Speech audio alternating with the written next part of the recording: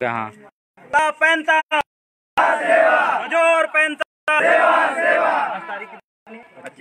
साथियों, सेवा जोहार।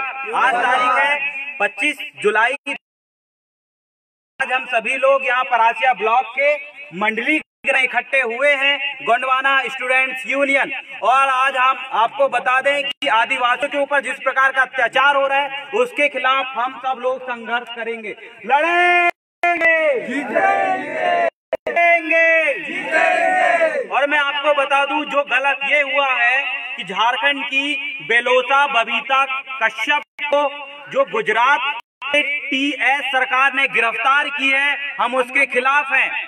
क्योंकि जो बबीता दीदी थी वो हमको संविधान को लेकर लोगों को जगाती थी। क्या ये गलत है? 5वीं अनुसूची को लेकर लोगों को जगाना, क्या ये गलत है? आदिवासियों को उनके हक और अधिकार के बारे में बताना, क्या ये गलत है? अगर ऐसे लाखों हमारी महिला शक्ति अगर समाज को जगाने के लिए आगे आ रही है, अगर उनको वो जगाती है तो सरकार को बुरा क्यों लगता है? अगर आपको लगता है कि बबीता कश्यप जो है वो गलत कर रही है, गैर संवैधानिक कर रही है, लोगों को भड़का रही है, तो वो क्यों भड़का रही है? उसको उद्देश्य को साफ लोग जानते हैं कि वो 5वीं अनुसूची को लेकर लोगों को जगाती है। अगर आपको लगता है वो गलत कर रही है तो आप 5वीं अनुसूची लागू करो। पूरे भारत में जो आदिवासी क्षेत्र है, ट्राइबल क्षेत्र है, वहाँ 5वीं अनुसूची के लिए सभी युवा लोग हैं जो लड़ रहे हैं, संघर्ष कर रहे हैं। अगर सरकार को लगता है, गुजरात ATS सरकार को अगर लगा कि बबीता ने गलत किया है, अगर उनको लग रहा है कि नक्सलवादी गतिविधि है, तो वो क्यों कर रही है उसका कारण को इनको जानना पड़ेगा। उसका कारण स्पष्ट था कि वो अपने हक और अधिकार के लिए अपने समाज के लोगों को जगा रही थी, बता रही थी होता है 5वीं अनुसूची, क्या होता है ट्राइबल क्षेत्र, क्या होता है अधिकार, क्या होता है हमारा अपना सम्मान, क्या होता है हमारे ऊपर अत्याचार का जवाब देना। इस बात को वो समझा रही थी। और मैं आपको बता दूं, पूरे भारत में, पूरे भारत के युवा, पूरे इस इंडिया के युवा उसके साथ उनकी रिहाई के लिए बबीता बेलोसा और उनके साथ में सामू ओड़ैया और बिरसा ओड़ैया और जो पहले साथी लोगों को गिरफ्तार किया गया है, उनकी रिहाई के लिए पूरे युवा, पूरा गोंडवाना समाज नहीं, उनके जल्द से जल्द रिहाई हो। क्यों? क्योंकि आज एक बेलोसा बबीता कश्यप खड़ी है, अब लाखों खड़े होंगे। एक समय बिरसा मुंडा जी ने भी कहा था कि आज मैं अकेला संघर्ष कर रहा हूं, लेकिन जिस दिन मैं नहीं रहूंगा तो हजारों बिरसा मुंडा खड़े होंगे। तो मैं आज आपको बता दूं कि आज एक बिरसा मुंडा नहीं, आज आपके पीछे जो दिख रहे हैं हजारों बिरसा मुंडा दिखेंगे। आज एक बबीता बेलोसा को गिरफ्तार किया गया है, उनके साथियों को गिरफ्तार किया गया है, तो ये मत सोचिए कि सिर्फ उनको गिरफ्तार करने से आदिवासी अपने हक अधिकार को मांगना छोड़ देंगे। हम छोड़ेंगे नहीं, अब हम लाखों लोग खड़े होंगे अपने हक अधिकार को मांगने के लिए। हम ट्राइबलों की जमीन कोई छीनेगा, सरकार अगर हमारे ऊपर अत्याचार करेगी तो हम उसको सहन नहीं करेंगे। अगर सरकार को लगता है ये व्यक्ति भड़काने का काम कर रहा है तो आप उठवा के जेल में डाल दो। एक को डालोगे, दो को डालोगे, लेकिन एक नहीं। यहाँ पूरे इंडिया के जितने भी ट्राइबल युवा है, जितने भी ST SC के युवा है, अपने हक अधिकार की बात करेंगे, क्या आप सबको जेल में डाल दोगे? देश की 85% आबादी जो अपने अधिकार की बात करती है, संविधान को मानने की बात करती है, संविधान को सम्मान की बात करती है, उनको क्या आप गलत ठहरा सकते हो? बबीता बेलोसा ने क्या गलत कहा था, क्या गलत कर रही है? उसका मानना सिर्फ एक ही था कि 5वीं अनुसूची क्षेत्र है तो वहां संविधान लागू हो। जो उसमें संविधान में कहा गया है, 5वीं अनुसूची क्षेत्र में जो जो प्रावधान दिए गए हैं उन सभी प्रावधानों पे खरा उतरे सरकार। अगर संविधान में दी हुई बातों पे अगर खरा नहीं उतरेगी तो जनता उसका अगर विरोध करती है तो कौन सा गलत है? अपने अन्याय का विरोध करना हमारा संवैधानिक अधिकार है और हम करेंगे, लगातार करेंगे। और आज सिर्फ यहाँ मंडली के युवा ने इस चीज को, जब मैंने इन युवाओं को बताया तो इनके रोंगटे खड़े हो गए कि हमारे आदिवासी भाइयों पे, हमारे ट्राइबल भाइयों पे इस प्रकार का अत्याचार हो रहा है, वो बिल्कुल सहन करने के बर्दाश्त नहीं है। तो सिर्फ आज एक गांव में इस प्रकार का संगठन खड़ा हुआ है।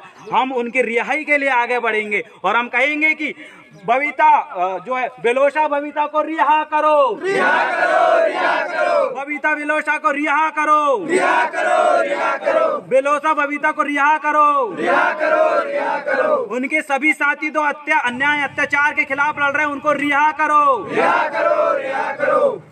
लड़ेंगे, जीतेंगे, लड़ेंगे, जीतेंगे। फूल नहीं चिंगारी है, गोंडवाना की नारी है, फूल नहीं चिंगारी है, गोंडवाना की नारी है, फूल नहीं चिंगारी है, गोंडवाना की नारी है, हम बेलोसा बबीता कश्यप के लिए बोल रहे हैं, फूल नहीं चिंगारी है, गोंडवाना की नारी है।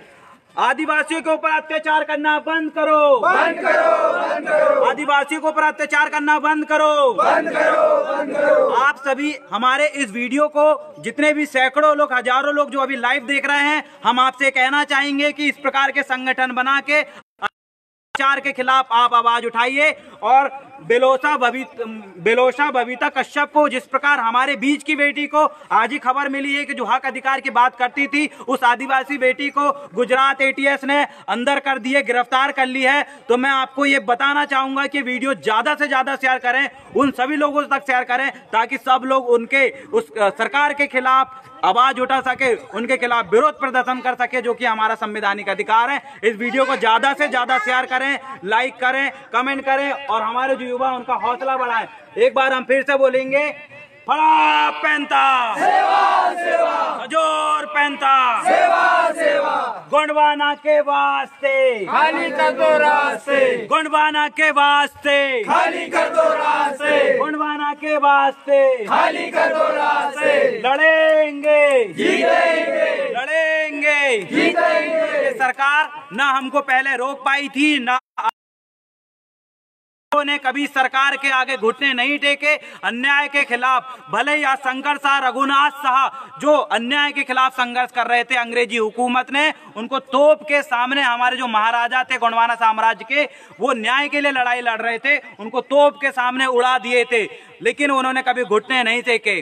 बिरसा मुंडा, जितने भी क्रांतिकारी आपने देखा, उनके साथ सरकार ने, जो अंग्रेजी हुकूमत ने इतना अन्याय किया, उनने कभी घुटने नहीं टेके। तो हम इस अंग्रेजी हुकूमत वाली सरकार के सामने घुटने नहीं टेकने वाले। हम लगातार अपना न्याय के लिए लड़ेंगे, अन्याय के खिलाफ लड़ेंगे और 5वीं और 6वीं अनुसूची पूरे भारत के जितने भी देश में ट्राइबल इलाका वहां लागू करने की बात करेंगे। 5वीं अनुसूची लागू करो, लागू करो, लागू करो। 6वीं अनुसूची लागू करो, लागू करो, लागू करो। हम अपना अधिकार मांगते, नहीं किसी से भीख मांगते, हम अपना अधिकार मांगते, नहीं किसी से भीख मांगते। 5वीं अनुसूची लागू करो, लागू करो, लागू करो। सेवा सेवा सेवा जोहार। आप सभी लोग जैसे कि मेरे पेज को लगातार देखते रहते हैं, लाइव वीडियो लगातार, मेरा नाम आप सभी लोग जानते हैं, आपके फेसबुक आईडी में टॉप में दिख रहा होगा जो लोग लाइव देख रहे हैं। नाम है देव रावण भलावी और आपको बता दूं, आज एक देव रावण भलावी दाड़ रहा है। आने वाले समय में पूरे छिंदवाड़ा पे देव रावण भलावी जैसे दाड़ने वाले युवा तैयार हो रहे हैं जो अन्याय के खिलाफ लड़ेंगे।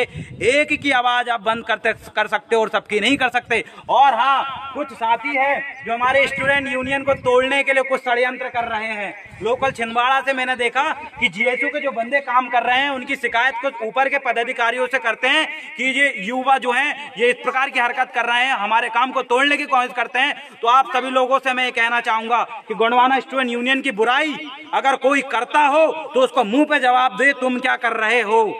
मेरे को पता है जो व्यक्ति आपके सामने आकर बुराई कर रहा है हमारी, तो उससे पूछो तुम क्या कर रहे हो, तो साफ जाहिर है वो हमारी बुराई कर रहा है। ऐसे लोगों को मुंह न लगे, उनको भगा दें, उनको बोलें।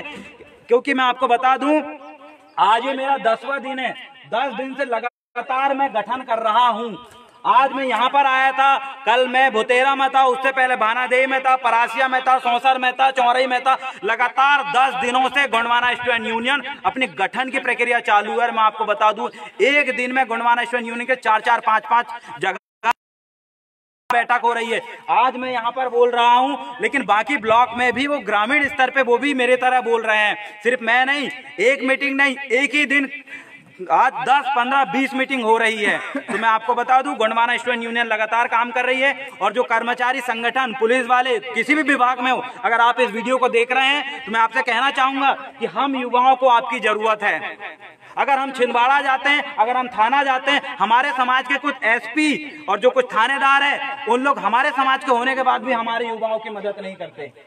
मैंने देखा हूं, कई बार मेरे पास ये शिकायत आई है कि हम उस कार्यालय में गए थे, वहां पर परतेती सर बैठे जो कि बहुत बड़े अधिकारी थे, उन्होंने हमारी मदद नहीं किया, उन्होंने हमसे तमीज से बात नहीं किया, उन्होंने हमारी हेल्प नहीं किया, ढंग से मदद नहीं किया। मैं आपसे कहना चाहूंगा कि इन युवाओं की आप मदद करो। अगर आप इन युवाओं की मदद नहीं करेंगे, कल की आप कर्मचारियों के ऊपर कोई अत्याचार होगा तो हम युवा आपके साथ खड़े नहीं होंगे।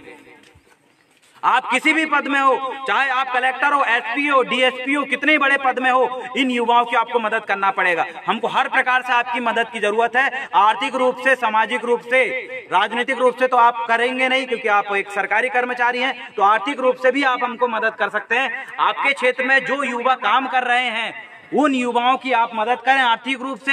अगर आप 100 रुपए भी उन युवाओं के एक संगठन को अगर देते हैं एक महीना में एक बार, तो उस पैसे से वो युवा कहीं मीटिंग हो तो वहां अटेंड करने जाएंगे, क्योंकि इनके पास इतना पैसा नहीं है कि जो अपने पैसे से मीटिंग अटेंड करने कोई दूसरे राज्य में जाए। लेकिन आप लोग अगर 100 रुपए, 50 रुपए, एक अधिकारी भी अगर मदद करता है, एक अधिकारी भी 100 रुपए से अगर मदद करता है, तो इन युवाओं के खाते में पैसा आएगा। इन युवाओं को किसी एक संगठन आप देख लें, कोई एक गांव में अगर आप अधिकारी है, उस गांव के स्टूडेंट यूनियन के जो छात्र है उनको आप 100-50 रुपए से अगर महीने भर मदद करते हैं, तो मैं आपको बता दूं वो युवा शिक्षित होंगे, प्रशिक्षित होंगे और आपके लिए, आपके समाज के लिए खूब संघर्ष करेंगे। वो कब? जब आप कर्मचारी इनकी मदद करेंगे।